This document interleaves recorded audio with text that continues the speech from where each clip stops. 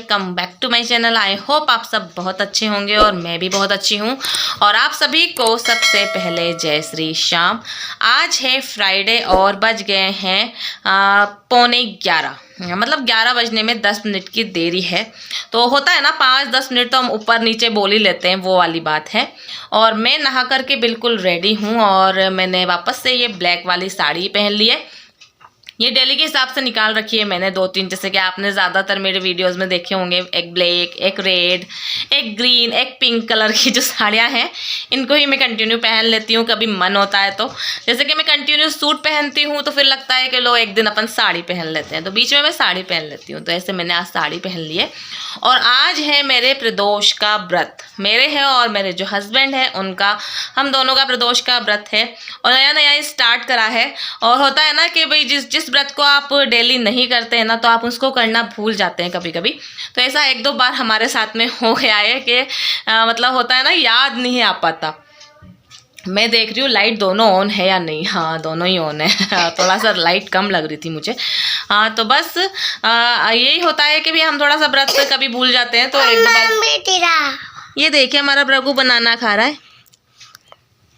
ये मैं बोलने लग जाती हूँ तो ये आ जाता है खेलने के लिए। आजकल इसको अच्छा लगने लग गया। पहले ही हमेशा मुझसे मना करता था, नहीं मम्मा फ़ोटो नहीं, वीडियो नहीं। पर अभी आजकल कहता है कि नहीं मम्मा मुझे भी दिखाओ।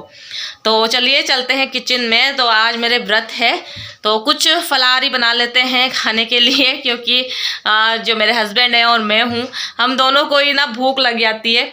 सच बताऊँ मेरे को तो भाई, मैं मतलब भूखे रह के बिल्कुल व्रत नहीं कर सकती, कुछ ना कुछ तो चाहिए खाने के लिए। तो चलिए फटाफट से चलते हैं किचन में। मैं आपको बता रही थी भूल जाते हैं, तो 1-2 बार ऐसा हो गया था। पर अब मैं ज़्यादातर 1-2 दिन पहले ही देख लेती हूँ कि कब एकादशी निकली है, तो फिर अब प्रदोष का व्रत आएगा ही आएगा। तो अब थोड़ा सा ध्यान रखने लगी हूँ।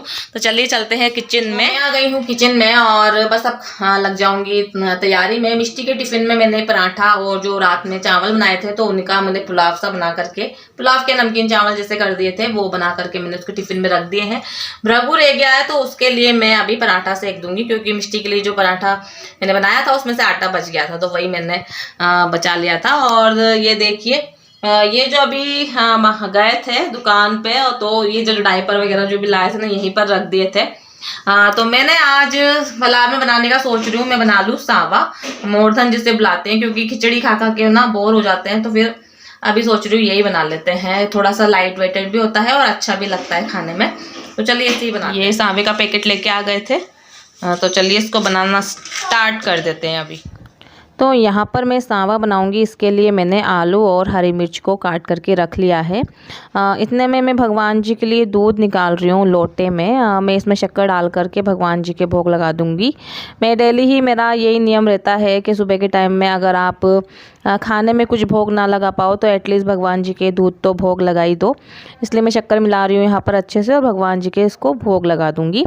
तो चलिए स्टार्ट कर देते हैं बनाना सांवा। तो मैं यहाँ पर बनाऊँगी कुकर में इसको। बहुत सारे लोग कढ़ाई में ही बनाते हैं और मैं यहाँ पर मूंगफली का तेल यूज़ कर रही हूँ। हम लोग व्रत में मूंगफली का तेल ही खाते हैं, जैसे कि बहुत सारे लोग रिफ़ाइंड ऑयल का भी यूज़ कर लेते हैं, पर मैं नहीं करती हूँ। मैं या तो देसी घी का ही यूज़ करती हूँ या फिर मूंगफली का तेल यूज़ करती हूँ व्रत में। जब भी हम व्रत करते हैं तो कुछ बनाते हैं फलाहार वगैरह तो मूंगफली के ऑयल में बनाते हैं। और यहाँ पर मैंने ये देखिए ये जीरा ले लिया है और मैंने मूंगफली का तेल को गर्म होने के लिए रख दिया है। तो तेल मेरा गर्म हो गया था, इसमें मेरा जीरा डाल करके ये हरी मिर्च डाल दी है और इसके बाद मैं इसको आलू डाल दूंगी। इसमें बारीक बारीक कट करके ही रखे थे मैंने आलू। आलू का साइज़ ज़्यादा बड़ा नहीं करा था, छोटा छोटा ही रखा था। और बस अब इसको कर लेंगे मिक्स और इसमें हम डाल देंगे सेंधा नमक। ये देखिए इसमें मैं सेंधा नमक डाल दूंगी और मैं डाल दूंगी इसमें लाल मिर्च का पाउडर। बहुत सारे लोग व्रत में लाल मिर्च भी यूज़ नहीं करते, पर मैं कर लेती हूँ। ये लाल मिर्च मैंने घर पर ही पीस ली थी खड़ी मंगा करके। तो इस तरह के लाल मिर्च का यूज़ हम कर सकते हैं फलाहार में। मैं तो कर लेती हूँ, बहुत सारे लोग नहीं भी करते होंगे। जो लोग लाल मिर्च नहीं खाते हैं वो काली मिर्च भी डाल सकते हैं। और फिर इसके बाद देखिए मैंने कुकर में ही पानी डाल दिया है। पानी मैं अपने अकॉर्डिंग डाल देती हूँ, होता है ना नाप तोल के ऐसा कुछ डालती नहीं हूँ ज़्यादा। मैं अपने हिसाब से ही जितना मुझे सही लगता है उतना ही मैं डाल देती हूँ। और इसमें अब मैं ये अपना सावा मोरधन जो है डाल दूँगी।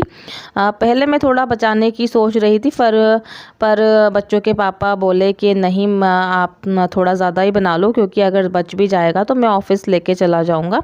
तो फिर मैंने उस हिसाब से थोड़ा सा ज़्यादा ही बना लिया था और मैं इसमें सीटी लगा लूँगी। तो देखिए बस मेरे कुकर में आने वाली है सीटी और मैंने हरा धनिया भी काट करके रख लिया है। और इसमें आप मूंगफली भी डाल सकते हैं, पर मैं नहीं डालती हूँ, मुझे अच्छी नहीं लगती। और मैंने यहाँ पर छाछ भी ली थी थोड़ी सी। एक अंकल हैं जो आजकल डेली आने लग गए हैं हमारे, तो फिर हम उनसे छाछ ले लेते हैं। तो देखिए अब इसमें कुकर में मेरे सीटी आ गई है और मैं यहाँ पर अपनी छाछ में जो है तड़का लगा लूँगी। मैंने थोड़ा सा घी लिया था, उसमें ज़ीरा डाल दिया था, फिर ये मैंने अपनी छाछ में डाल दिया है। इसमें मैं सेंधा नमक भी डाल दूँगी और कर लूँगी मिक्स। तो देखिए मेरा सांवा बन कर के बिल्कुल तैयार है और बढ़िया लग रहा है, काफ़ी अच्छा। तो ये क्या होता है ना, बिल्कुल लाइट वेटेड भी होता है। और जैसे कि होता है ना कि हम कभी साबूदाने की खिचड़ी बना लेते हैं, कभी हम पकौड़ियाँ बना लेते हैं फ्लावर में, या फिर कभी हम होता है ना कि पकौड़ी भी अलग अलग तरीके की होती है, जैसे कुट्टू के आटे की, कभी राजगिरे के आटे की, कभी हम लौकी से रिलेटेड चीज़ें बना लेते हैं, जैसे कि लौकी का हलवा हुआ। तो वो थोड़े मीठे में आ जाता है, पर मैं ज़्यादातर नमकीन चीज़ ही बनाती हूँ फ्लावर में। और देखिए मैंने यहाँ पर छाछ भी अपनी तैयार कर ली है। तो चलिए अब ये जो सांवा है मैंने बनाया है उसको मैं भगवान जी के भोग लगा देती हूँ। और भगवान जी के भोग लगाने के बाद हम दोनों फलार कर लेंगे और फिर बाद में मैं भृगु को भी खाना खिला दूँगी। तो हम लोगों ने फलार वगैरह कर लिया था और भृगु को भी मैंने एक रोटी बना करके जो छाछ मैंने ली थी इसी में मिक्स कर करके इसको खिला दी थी। पर मैंने छाछ को थोड़ा सा गर्म कर लिया था, क्योंकि अभी क्या है ठंड है तो ठंड करती है ये सब चीज़ें, दही वगैरह भी ठंड करता है, तो फिर थोड़ा दिक्कत रहता है बच्चों के लिए। और अभी भी हमारे भृगु की ज़ुकाम सही नहीं हुई है, इसलिए फिर उसको मैं थोड़ा सा गर्म करके ही खिलाती हूँ छाछ वगैरह अगर कुछ देनी होती है तो यहाँ पर मैं जितने भी कपड़े थे मेरे, मैंने क्या हुआ था नहा करके आ गई थी, उसके बाद डायरेक्ट किचन में चली गई थी, तो कपड़े नहीं सुखाए थे।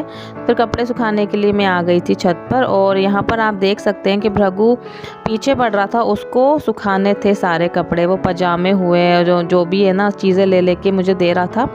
और इसके चलते उसकी टी शर्ट भी यहाँ पर वापस से गीली हो गई थी, फिर मैंने इसकी टी शर्ट जो है बाद में चेंज करी थी।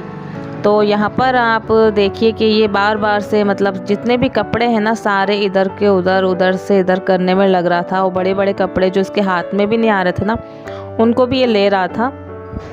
तो इसको देख के एक बार तो मुझे मिष्टी की याद आ गई कि मिष्टी भी बचपन में इस तरह ही किया करती थी। तो चलिए फ़िलहाल अपने वीडियो को यहीं पर करूँगी एंड अब मिलूँगी आपको नेक्स्ट ब्लॉग में। तब तक के लिए bye bye and take care.